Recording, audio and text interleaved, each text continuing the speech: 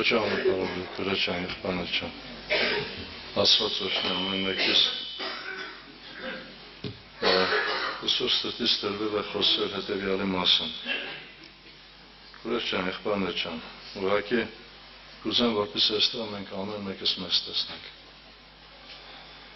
Առաջի վիճակը, որի վրա ուզում եմ կանգ առնել, հետևյալն է, որ այսօր շատ անգամ մեր աղոթներին պատասխան չկա։ Ո՞րն է պատճառը։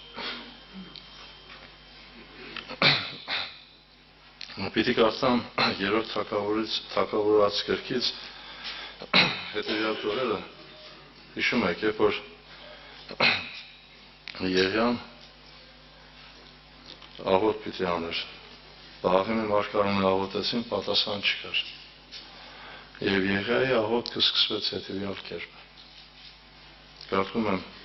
18-րդ գլուխ 30 համարից։ Այն ժամանակ Եղիան ասաց բոլոր ժողովրդին ինձ մոտ եկեք, եւ բոլոր ժողովուրդը եկան նրա մոտ, եւ նա նորոգեց Տիրոջ սեղանը, որ քանթված էր, եւ Եղիան վեր առավ 12 քարեր Հակոբի որդկանց թվի չափ, որ Տիրոջ խոսք եղավ նրան, թե Իսրայել լինի քանը, եւ այն քարերիցը մեկ սեղան շինեց Տիրոջ անունով, եւ սեղանի շուրջը մեկ փոշ շինեց եւ երկու գրիվ սեմ կառներ։ Եվ այնտեղ գրված է, որ հայտերը տրեց ջուրը լցեց եւ աղոթքից հետո պատասխան եղավ Տիրոջից։ Ուղղակի ուզում եմ անդրադառնալ հետեւյալին։ Գրված է Եղիան ասաց բոլոր ժողովրդին։ Ինձ մոտ եկեք, եւ գրված է բոլոր ժողովրդը եկավ։ Այս մասին բազում անգամ խոսվել, ուղղակի ուզում եմ հարց տալ։ Եթե բոլոր ժողովուրդը չկային, Աստված Եղիայի աղոթքին պատասխան կտար, թե չէ։ Մենք պիտի ասենք, այստեղ Եղիայի հավատն է գործում, մնացած ժողովրդի գործունեությունը ո՞րն էր։ Հիմի կային չկային, Եղիան պիտի աղոթեր եւ Աստված պատասխանը պիտի տար։ Բայց սրան զուգահեռ ուզում եմ մեկ համարի վրա անդրադառնամ, որտեղ որ ամենակալ Տիրոջ խոսքը ինձ եւ քեզ հետեւյալն է սովորեցնում։ Սա գրված է Հեսուի գրքի մեջ, բազում անգամ այս օրինակները տրվել են։ Ուղղակի կուզեմ, որպեսզի ես եւ դու տեսնենք եւ կարողանանք նաեւ հասկանալ, որ պահեր կա, որ այդ բարի հետևանքով, երբ որ մենք թուլանում ենք, Աստծո խոսքը թողում ենք, Աստված պատասխան չի տալիս։ Երբ որ կարդում ենք Հեսուի գրքի մեջ, գրված է, որ Հեսուն 6-րդ գլխում ունեցավ մեծ հաղթություն Երիկովի հանդեպ։ Երիկովի ամբողջ պարիսպները փլվեցին ընդամենը ամբողջ ժողովրդի հնազանդության հետևանքով։ Աստված պատվիրել էր, որ իրենք 6 օրը պիտի պտտվեն, 7-րդ օրը հոպելյան փողերի արձագանքման ժամանակ պիտի աղաղակելով հարձակվեն եւ հարձակման հետևանքով պատերը պիտի փլվեր եւ այդպես եղավ։ Բայց ուշադրություն դարձեք, կարդում ենք հաջորդ համարը, որ գրված է, որ Իսրայելի որդիքը ելան պատերազմելու եւ պատերազմի ժամանակ հաջորդ 7-րդ գլուխն է գրված, պարտություն կրեցին։ Եվ երբ որ Հեսուն ընկավ Տիրոջ առաջին, 7-10 համարն է գրված, եւ Տերը Հեսուն ասաց, վեր կաց, ինչու համար այսպես երեսիդ վայրս ընկել։ Իսրայելը մեր գործեց, զանց արին իմ ուխտը, որ պատվիրեցի նրանց։ Ուշադրություն դարձեք, Տերը խոսում է Հեսուի հետ, հոգնակի, Իսրայելը մեր գործեց, զանց արեցին։ Բայց ընդամենը մեկ անձնավորություն, Աքար։ Հիմի հարցը հետևյալն է, քուրեր ջան, եղբայրներ ջան։ Հիմի Եղիան պիտի աղոթեր, որից է մեկ անձնավորություն, եթե Աքարի նման լիներ, Աստված պիտի պատասխան տար։ Ինչի համար է պատմությունները գրված, որ ես եւ դու կարողանանք տեսնել, եթե բանակի մեջ կա մեկ անձնավորություն, որը Աքար հոգեբանությունն է, Իսրայելը երբեք չի հաղթի։ Եվ այսօր մենք խորը մտածում ենք, լավ, ինչի համար այս խնդիրները չեն լուծում, ինչի համար աղոթքի պատասխան չկա։ Եվս մեկ օրինակ եմ ուզում տալ, ուշադրություն դարձեք Սուրբ գրքի մեջ։ Աստծո խոսքը հետևյալն է ասում մարգարության մեջ. Նզովյալ լինեն անձնավորությունը, որ Տիրոջ գործը զորության կյանա։ Այսօր եթե Աստված ինձ կարողություն է տվել, եւ ես այդ կարողության չափով չեմ աշխատում, Աստված ինձ ասում է, որ դու նզովյալ ես։ Սա Աստծո խոսքն է, չեմ ասում։ Ուշադրություն դարձեք, շատ անգամ մեջ բերում եմ անում Զաքարիա ներողություն։ Եզեկիել մարգարեության 16:49-ը, որտեղ որ Աստված խոսում էր Սոդոմի վրա, ցույց տալով հետևյալ վիճակը. հպարտություն, հացի կշտություն եւ անօգ հանգստություն։ Այսօր քույրս, եղբայրս, մենք շատ անգամ անօգ հանգստության մեջ ենք։ Ավելի շատ մտածում ենք մարմնավոր հացի մասին, քան հոգևոր հացի մասին։ Եվ ինչ ես մտածում, եթե այսօր քո կյանքի մեջ առաջնայինը ոչ թե հոգևոր հացն է, այլ մարմնավոր հացը, ինչ ես կարծում, Աստված պատասխան կտա։ Իհարկե ոչ։ Այսօր առաջնայինը քո կյանքի մեջ եթե հոգևորը չէ, Ղուկաս ավետարան 14-րդ գլուխ բազում անգամ այս մասին խոսվել է Քրիստոս աշակերտության վրա։ Քրիստոս աշակերտ լինելու համար կինը պետք վճարել։ Եվ 14-րդ գլխի մեջ, երբ որ կարդում ենք 26-27 համարը եւ 28 համարը, եթե մեկ ինձ մոտ գա եւ չհատե իր հորը, մորը, կնոջը, որդիներին, եղբայրներին, քույրերին, եւ հենց իր անձն է, նա չի կարող իմ աշակերտը լինել։ Իր անձը։ Այսօր մեր ամենամեծ կռիվը ինչի վրայով է։ Ինչի համար ենք կռվում։ Մարմնավոր է։ Շատերս մեր անձերը չենք քննում եւ չենք տեսնում, թե եկուց Աստծո առաջ պիտի կանգնենք, թե չէ։ Աստված այստեղ ամեն մեկին ինքն է կանչել, հեղինակը ինքն է։ Երբ որ կարդում ենք Հովանու ավետարանի մեջ, ուշադրություն դարձեք։ Ինքը Տեր Հիսուս Քրիստոսը ինձ եւ քեզ հետեւյալն է ասում։ 15-րդ գլուխ 16 համար Հովանու ավետարանը, ոչ թե դուք ինձ ընտրեցիք, այլ ես ընտրեցի ձեզ։ Աստված ինձ եւ քեզ ընտրել է։ Հիմա հարց եմ տալիս։ Եթե մենք կարողություն չունենանք, եթե մենք պիտու չենք, Աստված ինչի պիտի ընտրեր։ Այսօր նայում ենք շատ գործերի մեջ, ենթադրենք անձնավորությունը, նավաշինության մեջ ընտրում են լավագույն փայտը։ Փայտ, որը կարող է դիմակայել, որ կարող է երկար մնալ, լավերին են ընտրում, վատերին չեն ընտրում։ Այսօր շինարարները, երբ որ շենքը շինում են, ամուր քարն են ընտրում։ Ես այդ օրինակը շատ անգամ տվել եմ։ Երբ որ հիմնադրամի ժամանակահատվածում կլինիկան պիտի շինեին, մի հատ վարպետ կար, նորմալ տաշված քարը սկսեց մուրճով խփել, գոտրել, մոտեցածի վարպետ, եթե ամեն անգամ ես նորմալ քարերը կտրես, ինչ կլինի, ասեց, այս քարը պիտու չէ, ինքը չի կարող դրվել, բայց ասում եմ, նա ինչքան լավն է, ինչքան մաքուր է, նորմալ տաշված է, ասեց չէ։ Այսինքն վարպետը գիտեր, որ այդ քարը չի կարող լինել։ Այսօր Աստված գիտե, որ դու կարող ես եւ ինքը քեզ կանչել է։ Ուղղակի ուզում եմ, որպեսզի քո պատասխանատվությունը դու այստեղ կարողանաս տեսնել։ Անդրադառնում եմ Պողոս Առաքյալի խոսքերին, որտեղ որ Պողոս Առաքյալը ինձ եւ քեզ հորդորում է, որ լուրջ մտածենք այս համարների վրա։ Նայեք ինչ ասում ամենակալ Տիրոջ խոսքը։ Հռոմեացիս 11:13 համարի մեջ գրված է, որտեղ ես հետանոցների առաքյալ եմ, իմ պաշտոնը փառավոր կենեմ։ Այսինքն Աստված ինձ եւ քեզ պաշտոն է տվել։ Կա այստեղ անձնարություն, որին որ Աստված պաշտոն չի տվել։ Այսօր շատերը կռիվ են տալիս ինչ որ հոգևոր պաշտոնի հասնելը։ Շատերը խորը մտածում են երեց, եպիսկոպոս, սակավակ, մարգարե կամ առաքյալ, սա ամենամեծ կոչումն է, պաշտոնն է, որ հետևանքով ինքը երկինք պիտի մտնի։ Եթե որից է մեկը սպասավորը կամ որից է մեկ հոգևոր պաշտոնյան իրեն գործը ծուրությամբ է անում, Աստծո խոսքն ասում է, որ Աստծո համար նզովյալ։ Այսօր Աստված քեզ ավելի մեծ կոչում եւ պաշտոն է տվել, եւ որն է կոչում եւ պաշտոնը։ Հռոմեացիս 12-ի առաջի համարի մեջ գրված է. ուշադրություն դարձեք, սա ամենամեծ կոչումն է եւ ամենամեծ պաշտոնն է, որ տրված է մարդկությանը։ Գրված է Հռոմեացիս 12-ի առաջի համար. Արդ աղաչում եմ ձեզ եղբայր, Աստծո ողորմությունը, որ ձեր մարմինները ներկայացնեք կենտանի սուրբ եւ Աստծո ընդունելի պատարագ, որ ձեր բանավոր պաշտոնն է։ Ինչ պաշտոն ունենք ես եւ դու, գրված է կենտանի սուրբ եւ Աստծուն ընդունելի պատարագ։ Իսկ Աստծուն ո՞րն է ընդունելու, լավը թե վատը։ Սիրելիս, դու Տիրոջ համար շատ թանկ արժես։ Եվ այսօր ինքը Աստված քեզ կանչել է եւ իրեն բուն նպատակը, որ կարողանաս սա հասկանալ, կանչել է գործի համար, իրեն գործի համար։ Երբ որ մենք կարդում ենք Հիսուսին հարցրեցին, ո՞րն է ամենամեծ գործը, չասեց նախակա, վարչապետ, թագավոր, այլ ասեց հետեւյալը. հավատալ, անոր ուղարկածը։ Հիմա ամենամեծ պաշտոնն է քեզ տվել, ոչ թե թագավորս, ոչ թե վարչապետ ես, ավելի մեծ պաշտոն, կենտանի սուրբ, հարցը հետևյալն է, հիմա այդ պաշտոնի վրա դու աշխատում ես, որ ինքը փառավոր լինի։ Ես տեսել եմ շատ անձնավորություններ, որոնց որ տրված է եղել մարմնավոր աշխատանք, բարձր աշխատավարձով, ամեն ինչ անում էր, որ այդ աշխատանքից ինքը չզրկվի։ Ենթադրենք աշխատանքը սկսում է ժամը 9-ին, ինքը 8-ին էր գալիս, աշխատանքը վերջանում էր 5-ին, ժամը 6-ին կամ 7-ին էր գնում, որպեսզի տնօրենը գովեր, որպեսզի այդ անձնավորությունը իրեն աշխատանքը չկորցներ։ Հիմա հարց եմ տալիս, մենք մեր հոգևոր գործը ինչպես ենք կատարում։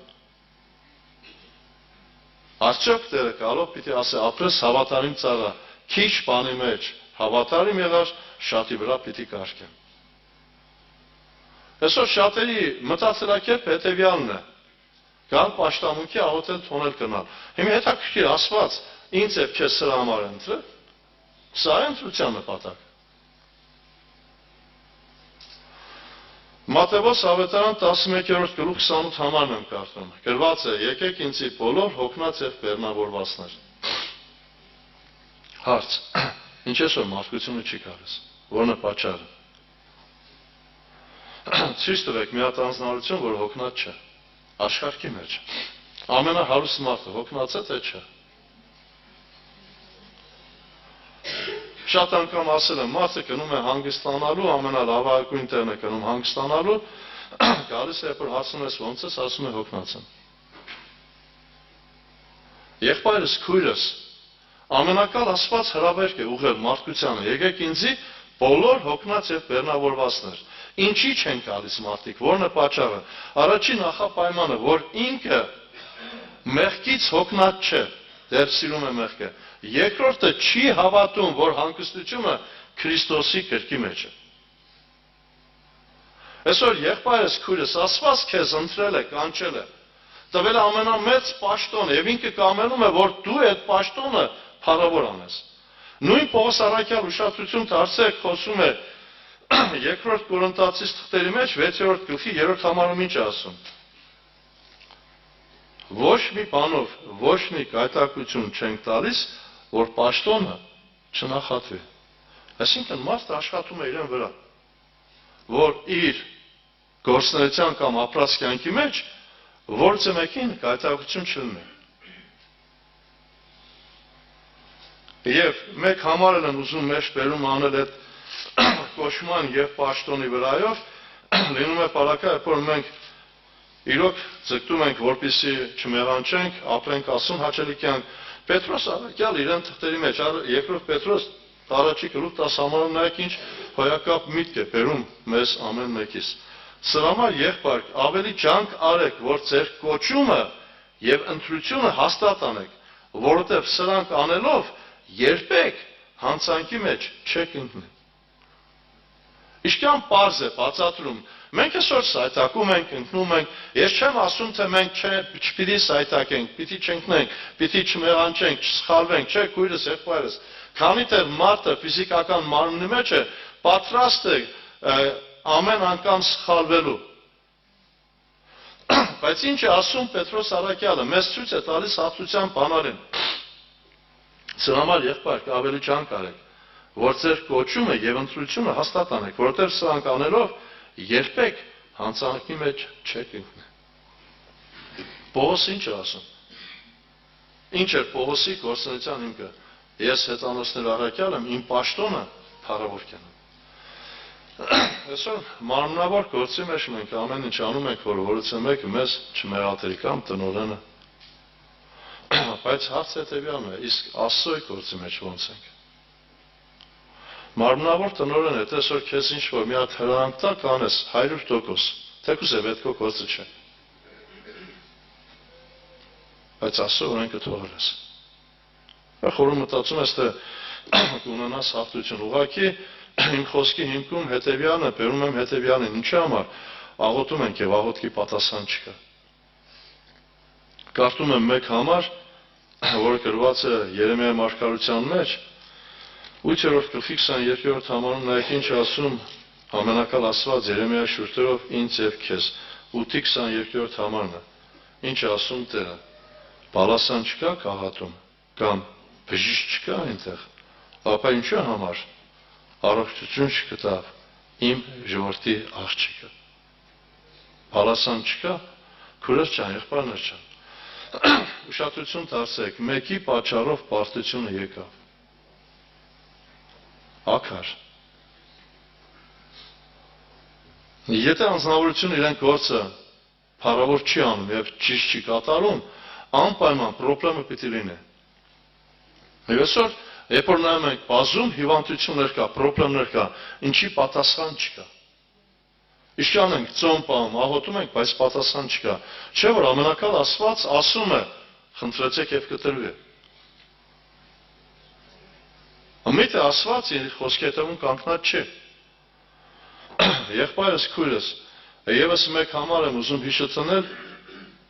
որը գրված է Ելիս 15-րդ գլխի 26 համարն է։ Նայեք ինչ ասում ամենակալ Աստված ինձ եւ քեզ։ Եվ ասեց. Եթե իրավ լսես քո Յովասոյ ձայնին, եւ ինչ որ նրա աչքի առաջին ուղիղ անես, եւ նրա պատվիրանքներն ականջ տնես, նրա բոլոր կանոնները պահես, այն ախտերից ոչ մեկը քեզ վրա չեմ բերել,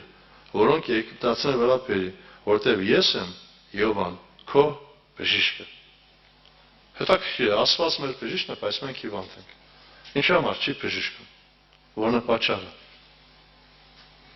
Եղբայրներ քույրեր, բազում անգամ խոսվել ես մասին, ուղղակի ամենամեծ խնդիրը ուղղված է ինձ եւ քեզ։ Ինչի համար մենք աղոթում ենք եւ այդ բժշկությունը չկա։ Ներեք եղբայրական էր, եղբայրներից մեկը ասեց, որ այն ժամանակահատվածում իրոք Աստված մեզ օրհնում էր, սերը շատ էր, իրոք այդպես եղել է։ Ես անցանց տեսել եմ եղբայրների աղոթքը։ Կարաս եղբոր աղոթքը, Ղարիբ եղբոր աղոթքը, Վարոդ եղբոր աղոթքը։ Որն էր պատճառը։ Այն ժամանակ այսքան գիտություն չկար, բայց կար հավատք ամենակալ Տիրոջ խոսքի վրա։ Ամեն մեկ անձնություն իրեն գործը աշխատում էր լավագույնս անել։ Եսայի 15-22 համարն եմ կարդում, նայեք ինչ ասում Եսայի մարգարեն 19-րդ գլխի 22-րդ համարի մեջ։ Գրված է. Տերը պիտի հարվածե եգիպտացիներին, պիտի հարվածե եւ պիտի բժշկե, եւ նրանք պիտի դառնան Տիրոջ մոտ, եւ նրանք պիտի ընդունեն, եւ նա պիտի բժշկե նրանց։ Եվ Տերը պիտի հարվածե եգիպտացիներին։ Եղբայրներ քույրեր, չի գրված հрьяաներին, եգիպտացիներին։ Աստված ունի ծրագիր, եւ Աստված շատ անգամ, երբ որ հիվանդություն է լինում, անպայման բժշկությունը լինում է։ Այսօր կուզեի հարց տալ ինձ եւ քեզ, ոչ թե հիվանդության վրա։ Աստված մեր կյանքի մեջ ինչքան ողորմություններ ա։ Ուղղակի ուզում եմ մեջ բերում անել Աստված թոները, որից է մեկին նկատի չունեմ։ 44 օրվա պատերազմը։ Ող, լաց Աստված ողորմություն արեց, թե չէ։ Ինչքան մարդիկ այդ մրցավանջից, այդ ահավիրքից, այդ արյունահեղ պատերազմից ողջ առողջ հետ վերադարձան։ Հարց հետևյալն է, գնահատում ենք, թե չէ։ Սուրբ Գրքի մեջ գրված է, կբժշկե եւ նրանք դառնան դեպի Տիրոջը։ Այսօր Աստված մեզ ինչքան ողորմություն արը։ Հիմի հարցս հետևյալն է, մենք դարձել ենք Տիրոջը, թե չէ։ Տիրոջ դարձած անձնավորությունը ապրում է Տիրոջ հետ։ Իր նպատակը մեկն է, ամեն ինչ անել, որպեսզի իրեն Տերը ուրախ լինի։ Քույրս, եղբայրս, մենք շատ անգամ խոսում ենք սրա վրա, բայց հարցը հետևյալն է, պատասխան չկա։ Ինչի պիտի անպատասխան լինի։ Չէ՞ որ Աստված ասել է, խնդրեցեք կտրվի։ Բայց այսքան մենք աղոթում ենք, բայց պատասխան չկա։ Որն է պատճառը։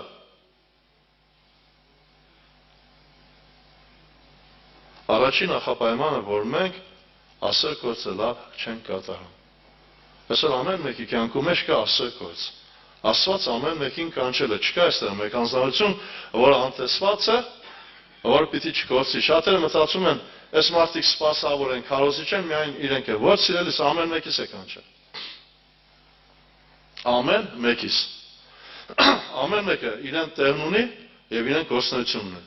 Ես շատ անգամ այս օրինակը բերել եմ, եղբայրները շատ լավ կհասկանան։ Երբ որ սրբատաշ քարով տուն եմ պատրաստում, սրբատաշ քարը ինքը տապան չունի, որ ուղիղ քարի վրա մնա, ինքը հենման կետ չունի, երբ որ քարը տնում են քարի վրա, այնտեղ հետևը մի հատ փոքր քար են տնում, վարպետներն ասում են խիպար, տնում է այնտեղ յուրաեղբայրը այդ մասնակետն է, գիտե, տնում է քարը, որպեսզի այդ քարը ուղիղ մնա, հիմի հարց եմ տալիս, եթե այդ փոքր քարը չլինի, այդ սրբատաշ քարը ուղիղ կմնա, թե չէ։ Ուրեմն ուշադրություն դարձեք այդ քարի գործունեությունը ավելի մեծ է, քան թե մյուսի, որ սրբատաշ քար երևում է։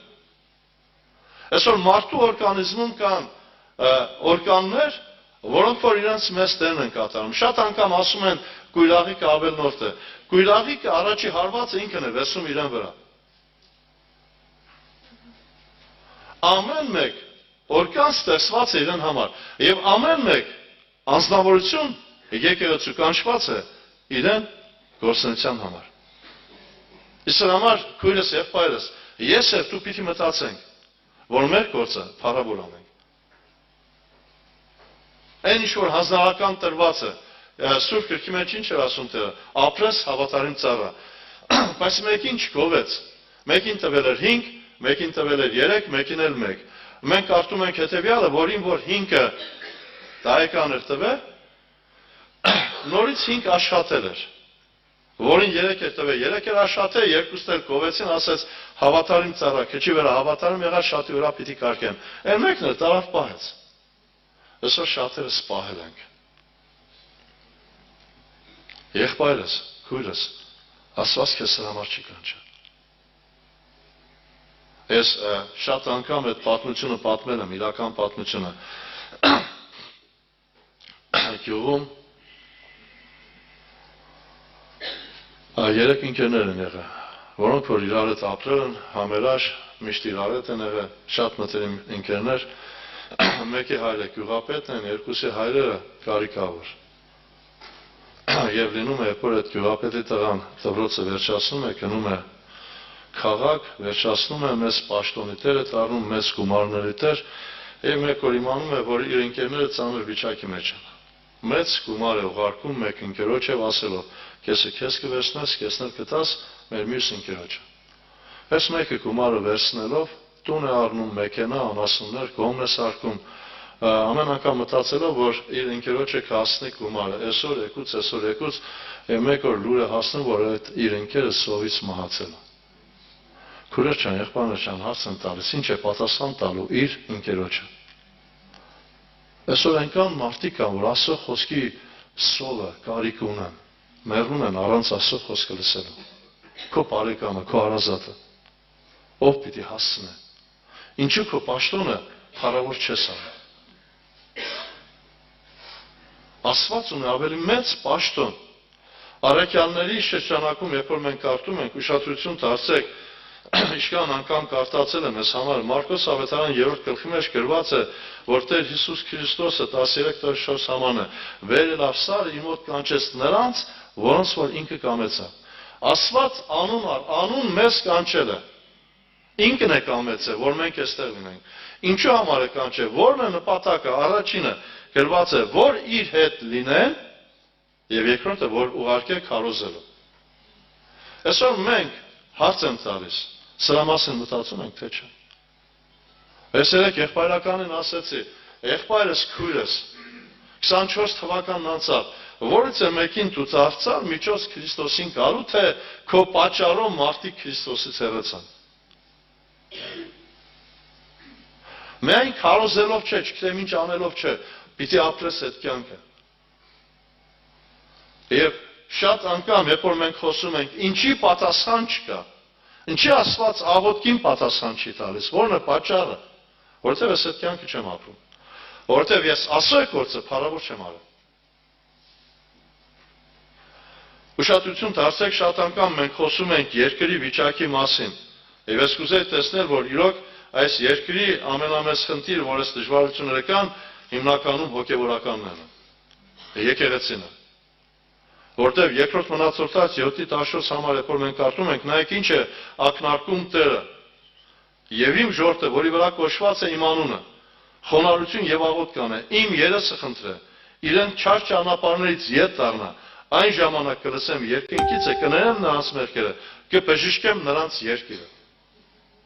Հիմի մեր երկիրը բժշկվելու համար ինչ է պետք։ Երեմիա վարքարության մեջ ասում էր, պալասան չկա գաղատումը, կամ բժիշկ չկա։ Աստծո խոսքը ինձ եւ քեզ ելիցի մեջ ասում էր, ես եմ քո բժիշկը։ Որտեղից է խնդրումը։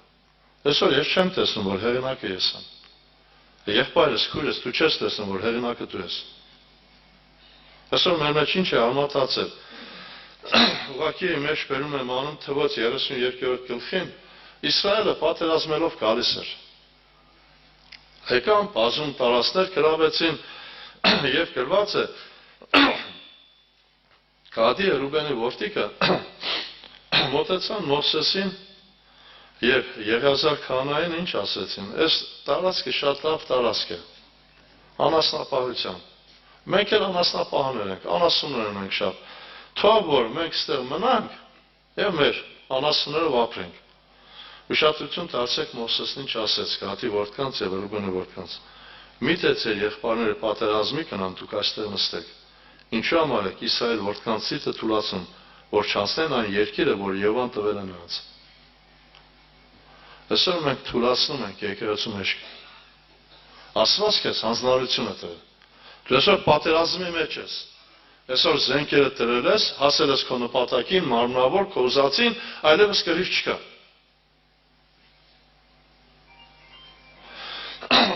Նորից եմ խնդրում ներողություն, որից մեկին չեմ ակնարկում։ 44 օրվա պատերազմի ժամանակ մենք ոնց ենք աղոթում։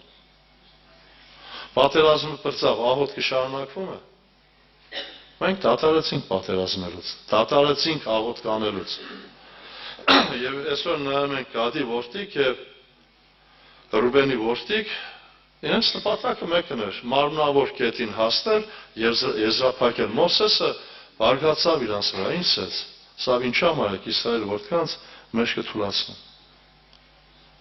Այսօր ես եւ դու, եթե մեր հանձնարարությունը, մեր կանչվելու վիճակը լավ չենք կատարում, եկեղեցու մեջ կթուլացնում ենք։ Սիրելիս, մենք պետք է սրան իրոք հավատանք ընդունենք։ Ես չեմ հավատում, որ Աստված այստեղ մեկին կանչել է, որ հետագայում ավելի մեծ դատապարտության առաջ կանգնեցնի։ Չեմ հավատում մեկին կանչել է, որը պիտու չէ։ Լինում է պարակայ, որ անձնավորությունները մեջ բերում են առնում Պողոս առաքյալի խոսքերը, որ գրված է Կորինթոս եկեղեցու մեջ։ Այսօր շատերը ինչ են մտածում, որ իրանք անկարող են, որ իրանք լավը չեն, քույրեր չան, եղբայրներ չան, միտք ուզում են ճիշտ հասկանալ։ Առաջի Կորինթացիս առաջի գլուխը, որ մենք կարդում ենք 26 համարից կարդեմ։ Գրված է.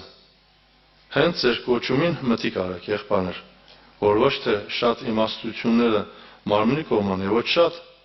զորությունը եւ ոչ թե շատ ազնվականներ, այլ այս աշխարհի հիմարներին Աստված ընտրեց, որ ամաչացնեն իմաստուններին եւ աշխարհից տկարներին Աստված ընտրեց, որ ամաչացնեն զորավորներին։ Աշխարհի անտոմներին եւ անարգվածներին Աստված ընտրեց, որ ոչինչներին, որ մի բան լինողներին ոչնչացնեն, որ ոչ մի մարմին չբացնա նավաճին»։ Քուրեր ջան, եղբայրներ ջան, շատերը միտքը սխալ են հասկանում։ Ամենակալ Աստված Պետրոսին, որ այդքան կիրթ չէր, ընտրեց եւ Պետրոսի միջոցով իրեն անունը փառավորեց։ Պողոսը կրթված էր, կամաղելի ոտքերի տակ մեծացած, Աստծո խոսքին քաջատեղյակ, բայց Պետրոսը ցկնոց էր։ Մեծ մաս երբ որ մենք նայենք ցկնոցներին եւ այս անկիրթ մարդկանց միջոցով ինք իրեն անունը փառավորեց։ Սիրելիս, Աստված ընտրում է լավագույններին։ Ես այդ օրինակ շատ անգամ տվել եմ։ Եթե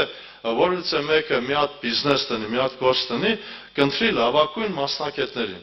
Եթե վերցնենք հիվանդանոցը սպացել եւ պետությունը ասում է, որ քո հիվանդանոցը պիտի լինի ամենալավագույնը, հարցը հետեւյալն է, ում կտանես քո մոտ աշխատելու։ Ենթադրենք քո եղբայրը մասնակից չէ, բժիշկ չէ, կտանես։ Առաջի վիրահատության ժամանակ ինքը կմահանա։ Կընտրես ամենալավագույն բժիշկներին։ Հիմի հարց եմ տալիս, Աստծո գործն է մեծ թե բժշկության։ Հիմի Աստված քեզ որպես լավագույն ընտրել է, որպեսզի իրեն գործը առաջանա, չի ընտրել, որ իր գործը բրավալի տա։ Այսօր ես սա պիտի հասկանամ, պիտի ընդունեմ։ Եվ ամենամեծ խնդիրը հետևյալն է, որ ես Աստծո անունը չեմ փառավորում։ Լոկ մենակ գալով աղոթելով ասելով փառք քեզ Աստված, Աստված այսպես չի փառավորում։ Ամբողջ տիեզերքը Աստծո փառքը կպատմի։ Այսօր Աստված կուզե, որ քո գործը տեսնելով Տիրոջ անունը փառավորվի։ Հիշում եք համարկա գրված, որ խոսքը առաջանա եւ փառավորելա։ Ուշադրություն դարձեք, Միսակ, Սեդրակ, Աբեդնագո։ Երեք երիտասարդներին գցում է Նաբուկոդոնոսորը կրակենոցի մեջ։ Ընդամենը մեկ նախապայման կար. Եթե իրենք Նաբուկոդոնոսորի կանգնած արձանին դուրայի դաշտում երկրպագություն անեն, պրոբլեմ չէին ունենա։ Եվ այս երեք երիտասարդները ուշադրություն դարձեք, ինչպես փառավորեցին ամենակալ Տիրոջը։ Երբ որ երեքին գցեցին կրակենոցի մեջ, գրված է, որ այդ գծողները մահացան, կրակից այրվեցին։ Բայց թագավորը ինչ տեսավ, կարդում եմ Դանիել մարգարության 3-րդ գլուխ 24 համարից։ Այն ժամանակ Նաբուկոդոնոսոր թագավորը ապշել էր եւ շտապելով վեր կացավ, խոսեց եւ ասաց իր խորհրդականներին, չէ՞ որ մենք 3 մարդ գցեցին կրակի մեջ, կապած։ Նրանք էլ պատասխանեցին եւ ասացին թագավորին. այո, ով թագավոր։ Նա էլ պատասխանեց եւ ասաց. ես 4 մարդ եմ տեսնում, արձակված ման են գալիս կրակի մեջ։ Եվ վնաս չկա նրանց վրա, եւ 4-րդի կերպարանքը աստվածների որդու նման։ Շարունակությունը։ Նաբուկոդոնոսորը պատասխան տվեց եւ ասաց. Օրհնյալ է Սեդրակ, Միսակ, Աբեդնագոյի Աստված, որ ուղարկեց իր հրեշտակին եւ ազատեց իր ծառաներին, որ նրանք ապավինեցին եւ թագավորի խոսքը անարգեցին։ Իրենց մարմինները տվեցին, որպեսզի չպաշտեն եւ չերկրպակեն ոչ մի աստծո, բացի իրենց Աստվածանից։ Եվ ինձանից հրաման է դուրս գալիս, որ ամեն ժողովուրդ, ազգ եւ լեզու, որ սխալ բան ասե, Սեդրակ, Միսակ, Աբեդնագո Աստծո հետ պիտի կտոր հոշոտվի եւ նրա տունը աղբանոց պիտի դառնա, որտեղ չկա մեկ ուրիշ Աստված, որ կարող լինի այսպես ազատել։ Այն ժամանակ թագավորը հաջողություն տվավ Սեդրակ, Միսակ, Աբեդնագովին Բաբելոնի գավառում։ Փառավորվեց Աստված, թե չէ։ Հիմի հարց հետևյալն է, իմ եւ քո կյանքի մեջ փառավորվում է։ Սիրելիս, Աստծո նպատակը սա է, որ իր անունը փառավորվի։ Ինքը քեզ որպես անոթ կանչել է, տկար անոթ, որպեսզի այն իրեն զորեղ կացող անոթին ամաչեցնի։ Ոչ ուսյալ Պետրոսին օգտագործեց կանգնել թագավորի կայսրի առաջին եւ խոսել։ Սիրելիս, այսօր Աստված քեզ ընտրել է եւ ինք ուզում է, որպեսզի քո պաշտոնը փառավոր լինի։ Եվ ինք ուզում է, որպեսզի քո մեջ բժշկություն լինի, առաջին հոգևորապես, որ ես եւ դու այսօր կարողանանք հասկանալ, որ կա հավիտենական կյանք եւ այդ կյանքը պահված է Քրիստոսի մեջ։ Այդ կյանքը ունենալու համար պիտի մեկանալ Քրիստոսի հետ։ Հիշում եք, անցած անգամ խոսեցի այդ մասին, կարդամ այդ համարը մեր բոլորի համար։ Հովան ավետարանի մեջ, երբ որ մենք կարդում ենք 16-րդ գլխում, ինչ է ասում Տեր Հիսուս Քրիստոսը։ 22-րդ համար. Եվ այս այն փառքը, որ ինձ տվիր, նրանց տվիր։ Ուշադրություն դարձեք, Աստված մեզ ինչ է տալիս, Աստծո տված փառքը։ Բայց հարցը հետևյալն է, մենք ինչին ենք ցկտում։ Հովան ավետարան կարդում եմ 5-րդ գլխի մեջ հետևյալ տողերը։ 40 համարից մինչև 44 համար։ Եվ դուք չեք կամանում ինձ մոտ գալ, որ կյանք ունենաք։ Ես մարդկանցից փառք չեմ առնում, բայց ճանաչում եմ ձեզ, որ Աստծո սերը չունեք ձեր անձերում։ Ես իմ հոր անով եկա, ինձ չեք ընդունում։ Եթե ուրիշը կար իր անով, նրան կընդունեք։ Ինչպես կարող եք դուք հավատալ, որ իրարից փառք եք առնում, եւ այն փառքը, որ միայն Աստվածանից է, չեք որոնում։ Մի հարց հետևյալն է, մենք Աստծո փառքն ենք որոնում, թե մեր։ Սիրելիներ, այսօր Աստված ուզում է, որ ես եւ դու կարողանանք սա տեսնել։ Ամենաթանկ բանը կյանքն է։ Հավիտենական։ Աստված քեզ ծրի տալիս է, դու սրան չես ստում։ Ձգտում ես մարմնավոր են։ Ինչի համար Աստված չի բժշկում, որովհետև չենք հավատում։ Ուշադրություն դարձեք, բժշկության առաջին հիմքը որն էր, երբ որ Հիսուս Քրիստոս բժշկություն էր անում, առաջի հարցը հիվանդին ինչ էր ասում, հավատում ես։ Նաև ուզում եմ մեջբերում անել հարուրապետի հավատքին։ Ծառան հիվանդ էր, ծառան չէր կարող պատասխանել։ Ասեց ես հավատում եմ, եթե ասես կլինի։ Այսօր լավ, բալասան չկա կահատում, ինչի չկա աղոթքի պատասխան, ինչի չկա բժշկություն, ինչի չկա առաջին հոգևոր բժշկություն։ Պողոս առաքյալը շատ անգամ ակնարկում է մեզ, նայելով ձեր հոգևոր հասակներին, որ վարտապետներ պիտի լինեք, բայց դեռ տակավին մանուկ եք եւ կաթնքեր։ Կամ Տիմոթեոսին ուղված ուղերձում ինչ էր ասում. Աստված պաշտության կերպարանք ունեմ, բայց անոր զորություն ուրացած։ Սիրելի քույր եղբայր, այսօր խնդրանքս հետևյալն է, որ ես դու կարողանանք լուրջ մտածել այս մասը։ Մենք ինչի համար ենք կռվում, որն է մեր կռիվը։ Փոխանակ այդ փառքի համար կռվենք, կռվում ենք ժամանակավոր փառքի համար, մարմնավորի համար։ Սիրելիներ, չկա մեկ անձնություն, որ իրեն սրտի մեջ չունենա պատերազմ։ Իսկ որն է պատերազմի նպատակը։ Ինչի համար ենք մենք պատերազմում։ Եթե պիտի չունենաս հավիտենական կյանք, ումն է պետք։ Մեր Ղարիբ եղբայրը 90 տարի ապրեց երկրի վրա։ Շատ երկար ժամանակահատված է, գիտեք։ 50 տարի եղել է հավատքի մեջ, կես տար։ Մի հարց եմ տալիս։ Եթե Աստված իրեն նորից 100 տարի կյանք տար, կպատկերացնեք 190 տարեկան մարդու կյանքը։ Ցավ դարապանք, այդպես է, թե չէ։ Երբ որ եղբայրները քարոզում են, խոսում են, ասում են փառքասու, շատ անձնավորություններ կարող է մտածեն, լավ ինչն է փառքասու, մարդը մահացել է։ Սուրբ Գրքի մեջ գրված է, վերջացավ սուկի օրերը։ Այդ տառապանքը ինքն է ապրը։ Ես շատ անգամ ասում եմ, մեկ անգամ ցույց տվեցին ինձի աշխարհի ամենատարեց անձնավորությունը Գաշին ու ոսկորն էր, չգիտեմ, Տիբետում էր, թե Վիետնամի այդ կողմերն էր, Չինաստանում էր։ Գետալով ջուր են տալիս, հետաքրքիր է, այդ մարդը ինչ է մտածում եւ ինչ է հասկանում կյանքից։ Այսօր Աստված քեզ տալիս է հավիտենական կյանք եւ հավիտենական երիտասարդություն։ Սա համար կրիվ չես տալիս։ Աստծո նպատակը հետևյալն է, որ այդ պարասանը քո մեջ լինի, որ դու հասկանաս, որ Աստված չի եկել ժամանակավոր բժշկության համար, ժամանակավոր բժշկություններ է տալիս, ինքը եկել է հավիտենական բժշկության համար։ Եկել է, որ քեզ հավիտյանս բժշկի, որ դու ամփոստով հավատաս, որ կյանքը Քրիստոսի մեջ է եւ կա հավիտենական կյանք։ Եղբայրներ քույրեր, խնդրանքս հետևյալն է։ Պավլիկ ապերը շատ անգամ օգտագործում է այդ միտքը, վրեժ եղբայրներ ասել էր հետևյալ միտքը. մեկ հոգու փրկության համար արժե ամեն բան տնել կամ զոհասեղանին հանել։ Մեկ հոգու փրկության համար։ Իսկ քո փրկության համար դու ինչ ես անում։ Պողոսն ասում է, ես իմ պաշտոնս փառավոր կենեմ։ Ես իմ անձս կճնշեմ ու կնվաճեմ։ Ես ամեն օր կմեռնիմ։ Ինչ համար, որպեսզի այդ հոգևոր բաժինը, հոգևոր պաշտոնը իրեն կյանքի մեջ բարձրանար։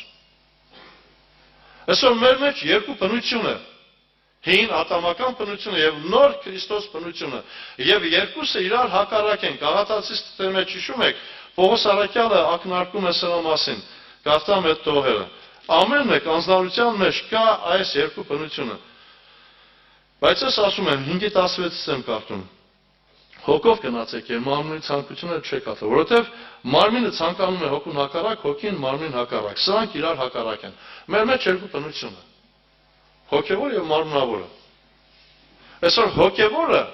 կռիվ է տալիս մարմնավորության դեմ։ Կհաղթի միայն այն դեպքում, երբ որ դու իրեն կողքին կանգնես։ Բայց եթե կանգնում ես մարմնավորի կողքին, հոգևորը արդեն իսկ պարտված է։ Ինչի համար ես կանգնում հոգևորի կողքին, որն է պատճառը։ քո հավիտենական կյանքը։ Սրա մասին մենք չենք մտածում։ Եվ ամենամեծ ցավը հետևյալն է, նորից եմ ասում, ասված տոների։ Եզեկիել 16:49 համարին եմ անդրադառնում։ Այսօր շատերի կյանքի մեջ այս իրավիճակն է։ Գաղթամ մեր բոլորի շինության համար։ Եզեկիել 16:49 համար։ Ահա սա է քո քույր Սոդոմի անօրենությունը։ Հպարտություն, հացի կշտություն, անօգ հանգստություն ուներ նա եւ իր աղջիկները, եւ խեղճի աղքատի ձեռքերը չեր ուժովացում։ Նրանք հպարտացան, փոփոխություն արեցին իմ առաջին եւ նրանց վերացրի հենց որ տեսա։ Հպարտացան, փոփոխություն արեցին։ Ուրեմն ուղղակի ուզում եմ տեսնենք, թե հպարտությունը որտեղից է ծնվում։ Գրված է հացի կշտություն եւ անհոգ հանգստություն։ Այս երկու գործոնի հետևանքով մարդու կյանքի մեջ հպարտություն առաջանում։ Ես շատ անգամ խորհրդատում եմ մեկի մասին։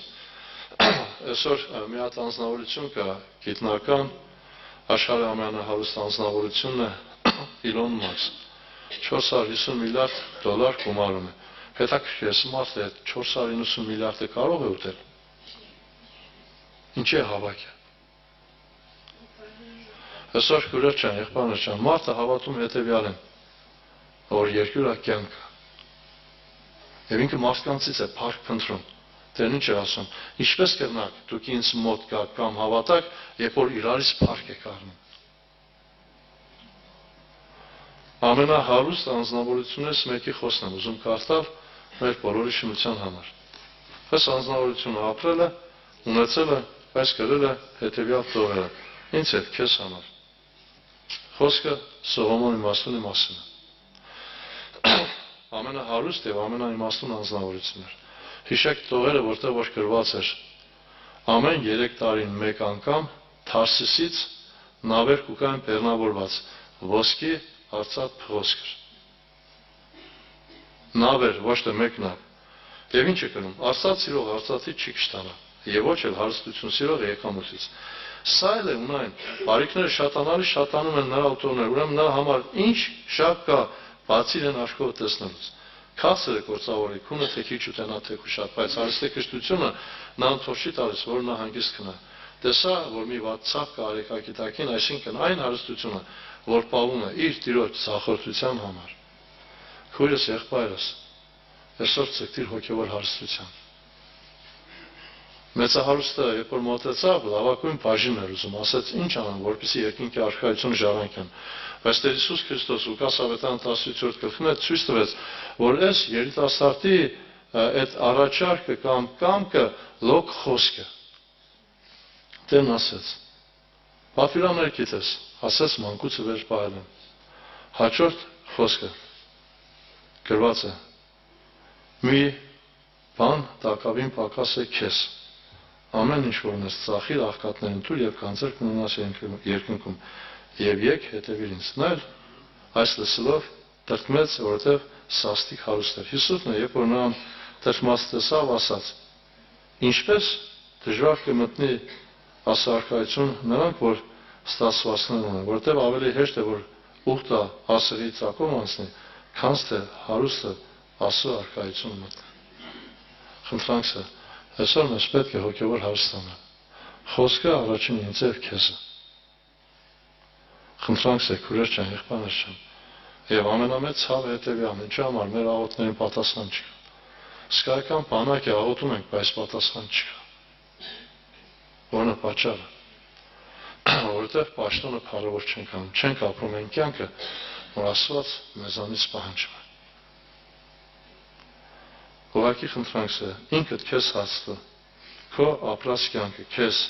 բավարարում է թե չէ։ Քո ապրած կյանքը դու ինչ ես գնահատում։ Բավարար թե անբավարար։ Հիշիր հետևյալը, քո պատճառով կարող է եկեղեցին ունենա թերություն կամ պրոբլեմ կամ խնդիր։ Մենք պիտի ասենք, ես կան մարդիկ կամ այո կան։ Իսրայելի բանակը ավելի մեծ էր։ 50 Աստծո խոսքով ապրող անձնավորություն էր։ Աստծո ձայնը լսող, Աստված Հեսու հետ երես առ երես խոսում էր, ինչպես խոսում էր Մովսեսի հետ։ Բայց ելավ պատերազմելու եւ բանակը պարտություն կրեց։ 36 հոգի մահացան։ Հիմա լավ է, 36 հոգին մեղավոր էին։ Ընդամենը մեկ ակար, որի հետևանքով Իսրայելի բանակը պարտություն կրեց։ Այսօր աղաչում եմ բոլորիս, ժամանակահատվածն է, որ սուրբ կյանք ապրենք։ Աստված քեզ կանչել է սրա համար։ Աստված գիտե, որ դու կարող ես։ Ուղղակի քո կողմը մեկն է՝ ցկտել։ Այդպես Աստված քո կյանքի մեջ կփառավորի։